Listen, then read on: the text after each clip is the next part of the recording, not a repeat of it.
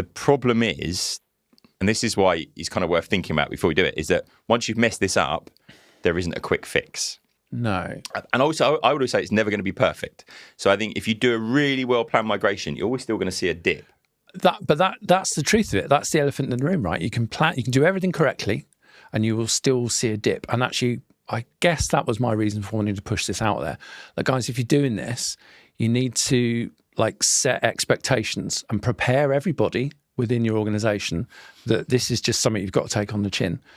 Even if everything is right. Now, if everybody's aware of that, then they don't panic as much and it's all a little bit calmer. And also you can put in contingency plans to prepare for this. So, if you're going to migrate, expect there to be a period where your organic traffic drops to next to nothing and your pay-per-click campaigns go haywire and don't get shown to the majority of people. So what's the contingency then? Because I was going to say, well, if your SEO dips, surely you can just up your paid search. But actually, if you can't do that either. No, you're a bit stuck on that one. I would argue a couple of things. So we'll go into why it happens and what you can do to minimise the effect. That's the first thing. Can I ask a question first? Yes, you can. So you talk about the impact on search rankings. Yeah. And obviously, if you're swapping from one domain to another, you understand why that happens. Yeah. If, for example, you're just launching a website redesign like we did, does that still have impact on search Massively. rankings? Yeah, Right. it does.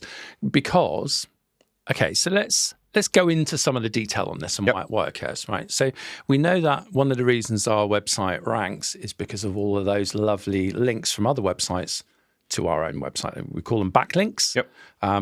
Websites link to you, and that gives you credibility within the search rankings. And that's always been a major factor. Google have always been very open about that. We don't know the extent to which that affects. They have said it's less of a thing, but it is still a thing. It's still big. Yeah, and actually, if people are following those links and going to your website, it also has an impact. So either way.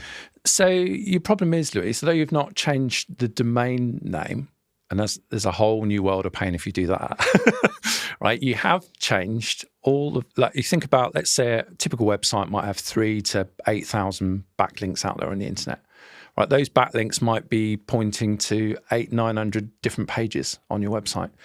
If you relaunch, you redesign, typically all of those 800-900 web pages that are being linked to by these thousands of websites, they're not going to have the same web address. Right. But even if they do, I think to your point, if everything has got the same web address, it still has an impact, right? Because then Google is saying, oh, all of these pages have changed. Well, to a certain extent, yeah. So it's still going to have an impact. It'll have less of an impact, but it will have an impact. Can I just talk about a domain thing for a moment? Yeah. Just a slight tangent, but kind of related. So we're targetinternet.com / whatever zillion of pages we've got kind of after that as well. And back in the day when I launched the business, Target Internet made a business. It made sense because we used to talk about, internet marketing. Whereas now, really, we should be called Target Digital or Digital Education or something. The domain doesn't really connect to what we do necessarily. And I was at a conference and people would look at my name badge and go, a guy walked up to me and said, oh, do you do internet cabling? I was like, no, we don't. And you could see the disappointment on my face. And he was like, I'm terribly sorry, I haven't heard of your brand. And I kind of was like, well, do you know what? We need to just get a new domain. We need to get a whole new domain and something that's a bit more either explains what we do or is a word that just, is a single word kind of thing.